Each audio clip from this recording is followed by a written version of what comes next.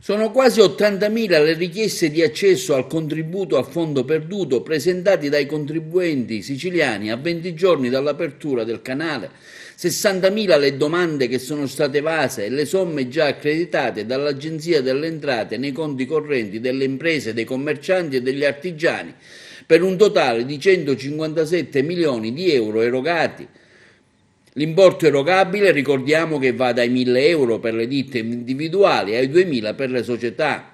Nella nostra provincia le richieste sono state 4.958 per un importo erogato di circa 12 milioni di euro. La maggior parte delle istanze presentate fanno capo alla provincia di Catania con un contributo di 37,8 milioni di euro, seguono poi le province di Palermo con 34,7 milioni di euro, Messina con 22 milioni di euro, quindi Trapani e Ragusa. Il decreto rilancio ha previsto l'erogazione di un contributo a fondo perduto, cioè senza alcun obbligo di restituzione, a favore delle imprese e delle partite IVA colpite dalle conseguenze economiche del lockdown. In particolare il ristoro spetta ai titolari di partita IVA esercenti l'attività di impresa e di lavoro autonomo, comprese le imprese esercenti attività agricole e commerciali.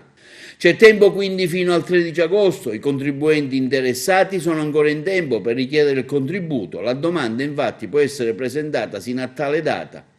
Per predisporre e trasmettere l'istanza si può usare anche un software e il canale telematico nel sito Entratel Fisco Online o una specifica procedura web nell'area riservata del portale fatture corrispettivi. Il contribuente può anche avvalersi degli intermediari con un delegato al suo cassetto fiscale e un servizio di consultazione delle fatture elettroniche.